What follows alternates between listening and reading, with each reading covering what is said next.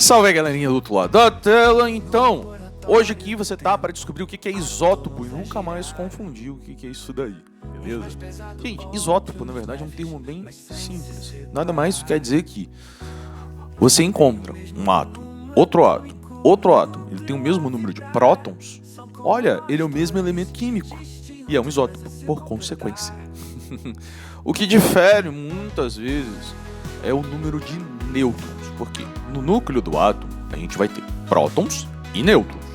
Alguns átomos nem nêutron tem, mas de modo geral é próton e nêutron. A outra partícula seria o número de elétrons, né? Que fica em volta, girando, que são uma nuvem de elétrons, ficam girando em volta do átomo. Essa é a estrutura base do átomo. Hoje em dia tem muito mais características, muito mais situações aí no meio, mas de modo geral, se você for resumir bem, a gente tem um núcleo com prótons e nêutrons e em volta os elétrons girando, beleza?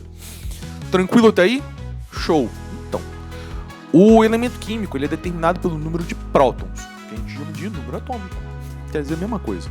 O número de prótons é a mesma coisa que o número atômico, na verdade é o mesmo valor. O símbolo, na verdade, é um pouquinho diferente a ideia, né? Conceitualmente. Porque o número atômico seria como se fosse um CPF do átomo. Aí quando a gente encontra mais de um átomo com o mesmo número atômico, a gente chama de isótopo. O mais famoso é o carbono 14, né? Que ele é usado para fazer a datação de determinados elementos, determinadas situações, para datar, né? Quanto tempo aquilo dali existe. Ele é muito recente.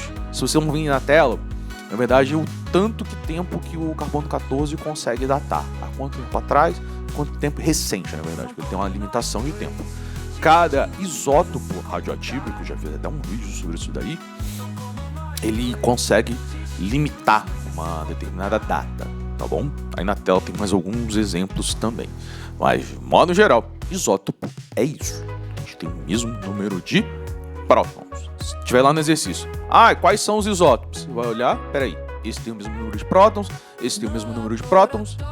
Bacana, esse e esse são isótopos. O que vai variar muitas vezes é o número de nêutrons. Beleza? E na natureza a gente tem variações diferentes desses isótopos, com números de nêutrons diferentes. Por isso que se faz o cálculo da média, essa fórmula que está aí na tela, sobre a questão de o quê? Questão de número de... a massa, no caso, né? A gente faz o cálculo da massa, que é essa fórmula. Que a gente vai calcular a massa do átomo, a massa atômica, que é uma média pelos isótopos. Olha que interessante. Eu fiz um vídeo agora há pouco tempo atrás falando da tabela periódica, alguns dados que tem nela. Que tem um número de massa, que é a soma do número de prótons e de nêutrons. E também falando da massa atômica, que é essa média calculada para essa fórmula muito louca.